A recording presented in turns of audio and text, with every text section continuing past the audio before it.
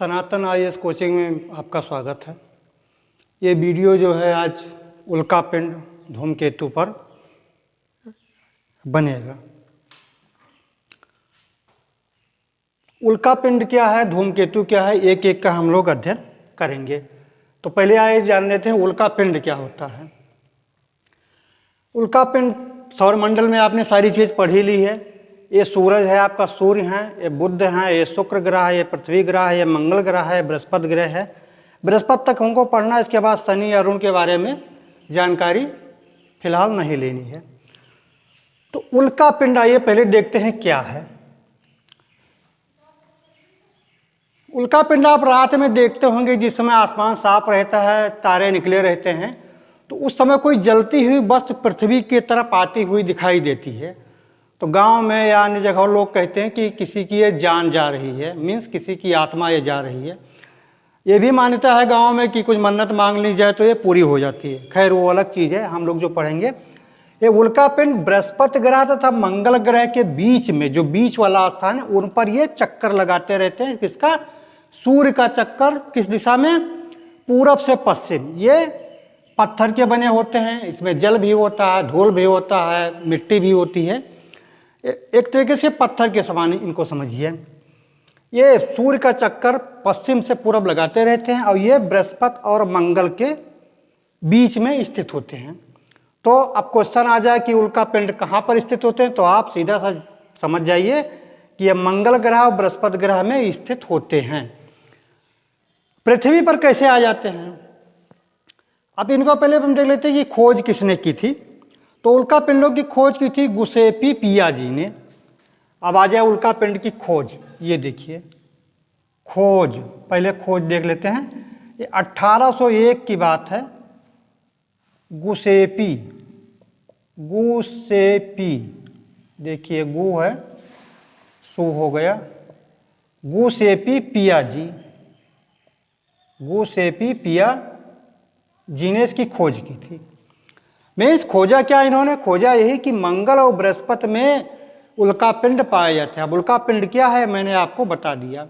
अब आ जाए कि खोज किसने की, तो आप सीधा से निशान लगा दीजिएगा, गुसेपी पियाजी ने। कब की थी? 1801 में। अब उल्कापिंड आप उस पर लिख लीजिए, या कहे कि मैं ही यहाँ पर लिख देता हूँ, इसको मिटा देता हूँ, इसको आप बना लीजिए। ये देखिए सीधा सा सूर्य है, सूर्य के बाद बुध ग्रह है, बुध के बाद शुक्र ग्रह, शुक्र के बाद पृथ्वी, पृथ्वी के बाद मंगल है, मंगल के बाद बृहस्पति ग्रह है।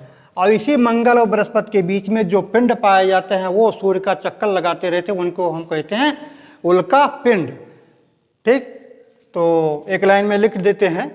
देखिए ये यहाँ पर लिखा हुआ है, यहीं पर मैं लिख देता हूँ, मंगल ग्रह व बृहस्पति ग्रह, बाकी यहां लिख देता है के बीच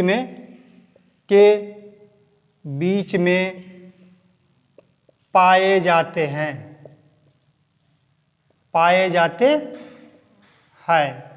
अब इससे दो क्वेश्चन आपका कंप्लीट हो गया। पहला था कि उल्कापिंड कहाँ पाए जाते हैं, तो सीधा सा निशान लगा लीजिए, मंगल और बृहस्पति ग्रह के बीच में। दूसरा ये होता है कि इसने किसने खोज की थी, तो गुसेपी पियाजी ने खोज की थी। ठीक, अब आगे आइए इनमें और अध्ययन करते हैं। इसको मैं मिटा दे रहा हूं, मैं उम्मीद है आपने बना लिया होगा, नहीं तो इसका एक स्क्रीनशॉट ले लीजिए। ठीक, इसको मैं मिटा रहा हूं। अब उल्कापिंड बने किसके होते हैं, तो इसमें लोहा होता है, कोबाल्ट होता है, पत्थर भी होता है, यानी वो लगभग चीज़ें जो पृथ्वी में पाई जाती हैं लगभग इनमें भी पाई जाती है। कारण क्या? ये सारे कहीं ना कहीं महाविस्फोट से ही तो बने हैं। तो जिस प्रकार से मानव संरचना में मांस है, खून है, पानी है, ये सारी चीज़ें हैं और यही चीज़ें हर जीव में पाई जाती हैं। तो जो भी हमारे ब्रह्मांड में उल्कापिंड या ब्रह्मांड में जो भी संरचना पाई जाती है, उन सारे चीज़ों में वही चीज़ पाई जाएगी। ठीक, तो आइए पहले इनके देख लेते हैं क्या रहता है इनमें, उल्कापिंडों में। उल्कापिंड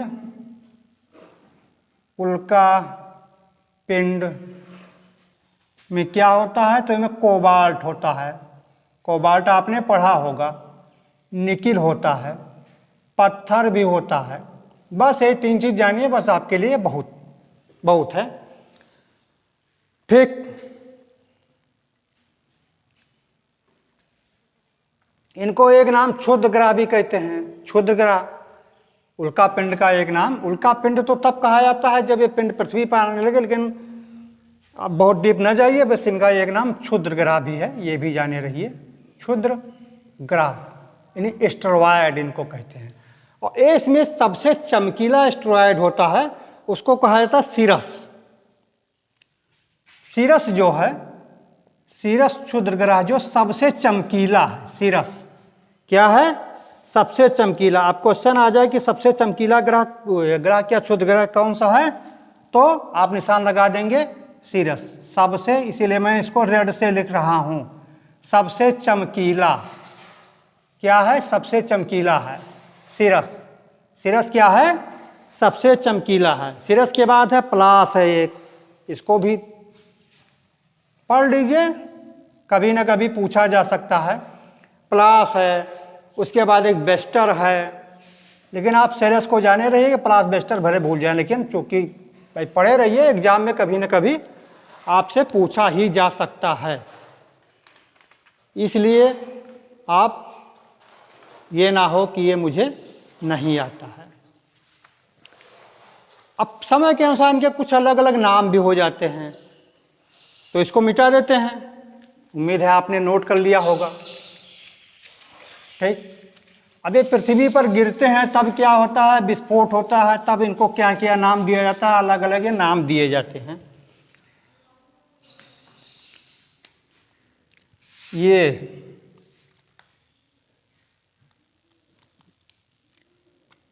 ये देखिए मंगल है, मंगल ग्रह, ये मंगल है, ये बृहस्पति है, ये बृहस्पति है। मैं पृथ्वी को इधर बना रहा हूं, पृथ्वी को इधर बना रहा हूं, बीच में और भी ग्रह हैं, और ये कभी कभी रास्ता भूल कर, ये पृथ्वी का वायुमंडल है।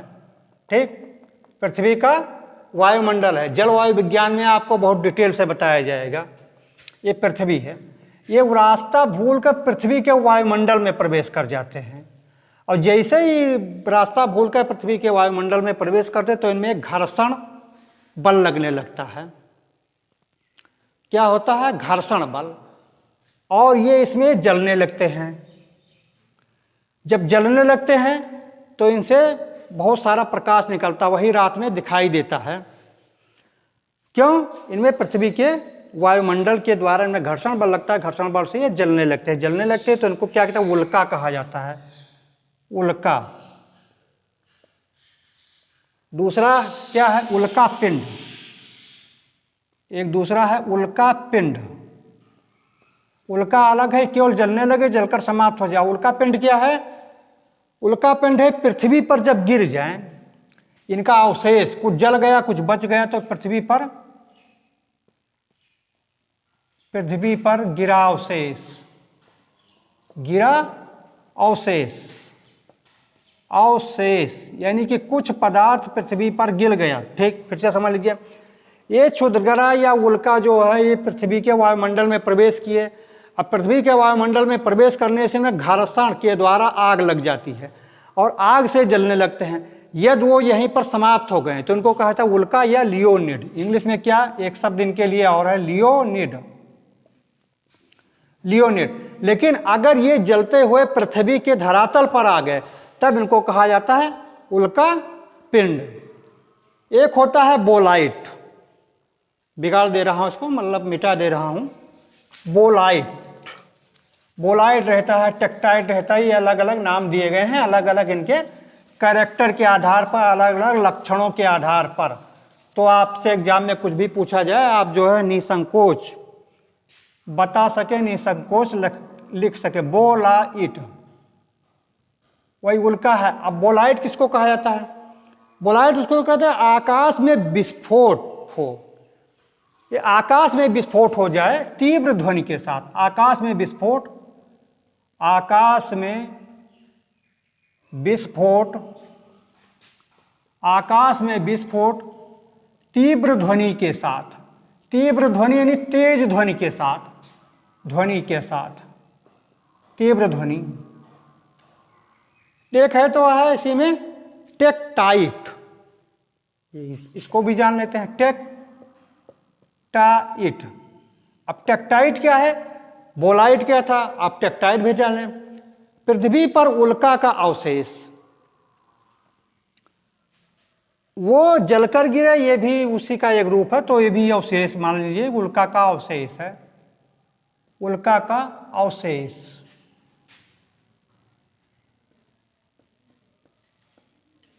ठीक, ये उल्का का अवशेष है। और ये उल्का कभी कभी जब पृथ्वी के धरातल पर गिरती है तो बहुत बड़े झील का निर्माण कर देती हैं। जैसे भारत में हमारे इंडिया है, ये महाराष्ट्र है, महाराष्ट्र में एक लोनार झील का इसी से निर्माण हुआ है। लोनार झील, लोनार झील किस जिले में, बुल्ढाना जिले में। लोनार झील महाराष्ट्र में है। आप समझ जाए कि झील का निर्माण कैसे हुआ, तो उल्का पिंड के द्वारा। और विश्व के स्तर पर अगर देखा जाए तो यूएसए में एक है बैरिंगर उल्कापातीय क्रेटर, क्रेटर वही झील बन गया है। जैसे ये मान लीजिए धरातल है, धरातल पर ये गिरा बहुत तेजी के साथ, तो इसने यहाँ पर बहुत बड़े गड्ढे का निर्माण कर दिया, तो इसको कहते हैं क्रेटर। तो ये कहाँ है, देखिए ये मैं यहाँ लिख दे रहा हूँ, आपको समझ में आ जाएगा। यूएसए में है, यूएसए में बैरिंगर, बैरिंगर, बैरिंगर उल्का क्रेटर, क्रेटर, उल्का क्रेटर है। ठीक, और ये आपकी महाराष्ट्र में लोनार झील है।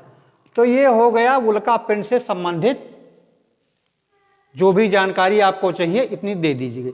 अब एक होता है धूमकेतु, धूमकेतु क्या होते हैं, इनकी भी जानकारी आइए हम लोग ग्रहण करते। इसके बाद ये पृथ्वी पर गिरते हैं तो एक तालिका बनाई गई जिसे रेक्टर वाला बनाया गया है, अभी हम लोग देखते हैं। तो इसको मैं मिटा देता हूं, आप लोगों ने लिख लिया होगा। ठीक, अब धूमकेतु क्या होता है या पुच्छल तारा क्या होता है। कभी कभी आपने सुना होगा हेली धूमकेतु, हेली, हेली धूमकेतु या हेली पुच्छल तारा जो 76 साल के अंतराल पर पृथ्वी से दिखाई देता है। और ये रहते कहाँ, ये पूरे ब्रह्मांड में हमेशा घूमते रहते हैं, यानी कि ये एक तरीके से समझ जाइए कि कभी यहाँ कभी वहाँ, कुछ इनका अता पता नहीं होता। तो ये क्या है, धूम केतु, इनको क्या कहते हैं, पुच्छल तारा, पुच्छल तारा। कभी आ जाए पुच्छल तारा तो भी आप समझ जाए वह क्या, इंग्लिश में क्या कहते हैं, कॉमेट, COMET, कॉमेट। अब पुच्छल तारा है क्या, पुच्छल तारा पूरे ब्रह्मांड में फैले हुए हैं और ये सूर्य का चक्कर लगाते रहते। ये मान लीजिए हमारे सन हैं, ये सूर्य हैं, सूर्य देवता हैं, ये इनकी किरणें हैं। सूर्य का हम लोग अध्ययन बहुत कायदे से कर चुके हैं, कायदे से मीन्स बहुत बेहतर तरीके से कर चुके हैं। तो ये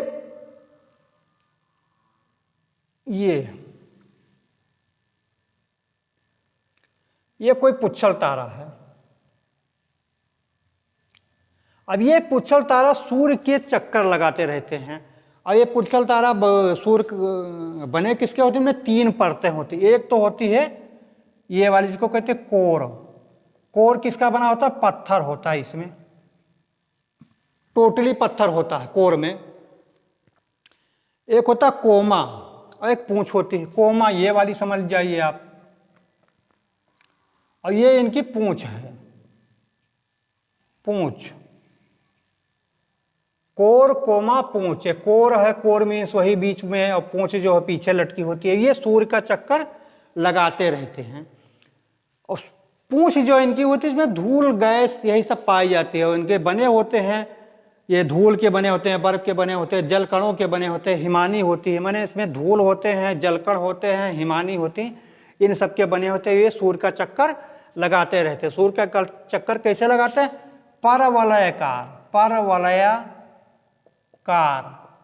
अत परवलयाकार, अत पर वलयाकार, ये सूर्य के चक्कर लगाते रहते हैं। ठीक, सूर्य का चक्कर ये कैसे लगाएंगे, लाइए एक बार हम लोग इसको भी देख लेते हैं।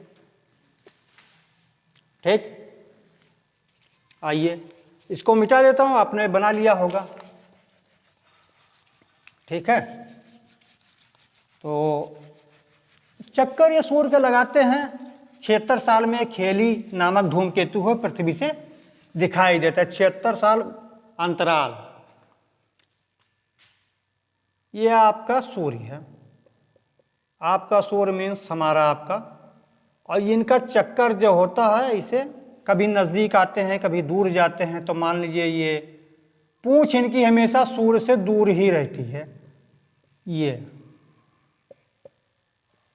पूंछ हमेशा सूर्य से दूर होती है। ये क्वेश्चन भी आता रहता है, तो आप लोग जाने रहिए। ये धूमकेतु हैं, ये चक्कर लगाते हैं।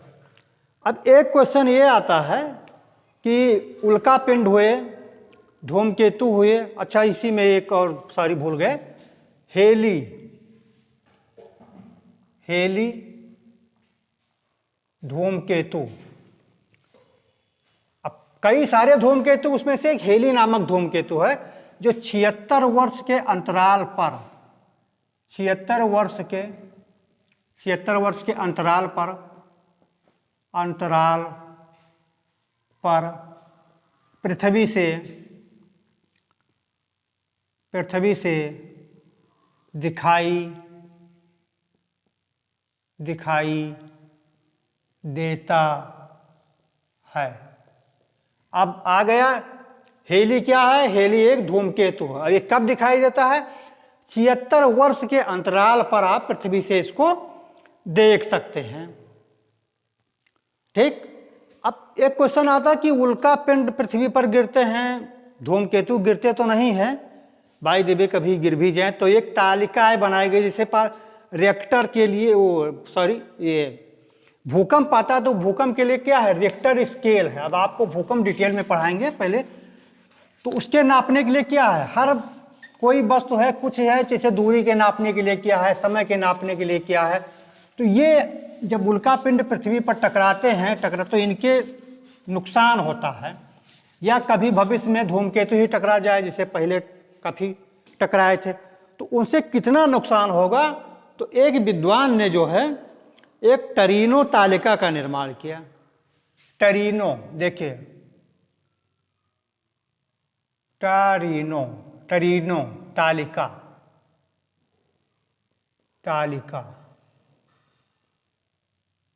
टरीनो तालिका। अब तालिका क्या है, ऐसे आप बना लीजिए जैसे मैं बना रहा हूं, और आपको बस समझा दे रहे हैं, समझने में कोई दिक्कत नहीं आएगी। और किसने बनाया था, एक वैज्ञानिक थे रिचर्ड बिनजैन, ये बनाया था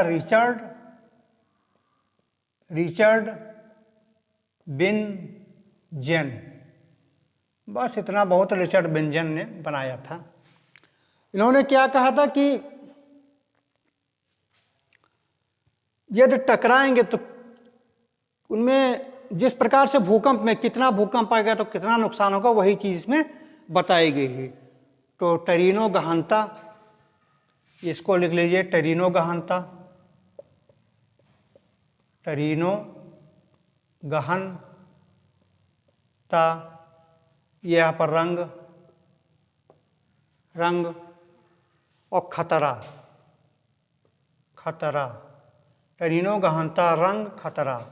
गहनता मीन्स किस लेवल पर टकराएंगे, तो मान लीजिए उसको 0 दिया गया, 0 को श्वेत सफ़ेद रंग दिया गया। खतरा इसको कितना हुआ, खतरा नहीं के बराबर है, नहीं के बराबर। अब जैसे भूकंप में कहा गया कि रिक्टर पैमाने पर 1 है, तो 1 का कोई नुकसान नहीं होगा, नुकसान तभी होगा जब वो 5 के ऊपर जाए, तो इसे 0 कहा गया, 0 में कोई नुकसान नहीं है। अब कहा गया 1, अगर 1 है तो इसको कलर क्या दिया गया, कलर क्या है, पेज कागज पर दर्शाने के लिए हरा रंग दिया गया। तो संभावना है, खतरा कुछ नहीं, लेकिन एक संभावना है कि कुछ खतरा हो सकता है, मे बी। ये सब मे बी पर हुए हैं। ठीक, अगला ये देखते हैं 3 4, 2 3 4, ये इकट्ठा दे दिया गया। ये 3 4 में क्या है? पीला कलर है। पीला खतरा, खतरा तो है ही है, कुछ भी हो सकता है। 5 6 7, 5 6 7 एक साथ दिया गया है। इसका क्या है? नारंगी कलर, नारंगी। खतरा बढ़ता ही जाएगा, जैसे जैसे इसका ये स्केल बढ़ेगा वैसे खतरा बढ़ जाएगा। प्लस का मतलब खतरा बढ़ गया, डबल प्लस लगा है। और देखिए ये 8 9 10, ये आप बना लीजिएगा इतना। एक में दिया गया है, खतरा क्या है? लाल। अब रेड है तब तो खतरा हो ही गया, इसमें कोई संभावना नहीं है, खतरा बढ़ गया। और कितना बढ़ गया? बहुत बढ़ गया। तो अब फिर से इसको एक बार देख लेते हैं। जिस प्रकार से भूकंप के आने पर जो भी नुकसान होता है उसका हम लोग एक अंदाजा लगाते हैं कि कितने रिक्टर पैमाने पर था तो इतना नुकसान हुआ। उसी प्रकार से यदि उल्कापिंड या धूमकेतु पृथ्वी से टकरा जाए तो हमको कितना नुकसान होगा, वो एक टेरिनो नामक तालिका बनाई गई है जिसको रिचर्ड बिंजेन ने बनाया था और अपने द्वारा बताया कि कैसे क्या होगा। तो मान लीजिए थोड़ा सा छू लिया तो श्वेत कहा गया और ये नहीं के बराबर खतरा है। टेरिनो गहनता ये है। और ये एक में भी संभावना बनती है, लेकिन 2 3 4 अगर होता, कलर का पीला होता, खतरा बढ़ जाता है। वही 5 6 7 में नारंगी कलर का है, खतरा एकदम बढ़ गया। अब अगर 8 9 10 हुआ, समझे कि प्रलय आ गया, कोई बचेगा नहीं।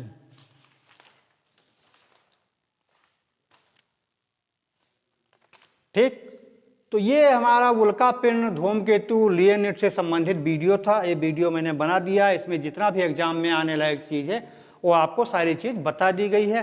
अब अगला हमारा वीडियो बनेगा वो चंद्र ग्रहण सूर्य ग्रहण पर है, और इसको आप कायदे से देखिए, मित्रों में दीजिए ताकि सभी का फायदा हो सके। और मिलते हैं फिर अगले नए जोश के साथ एक इससे बेहतर वीडियो में। जय हिंद, जय भारत।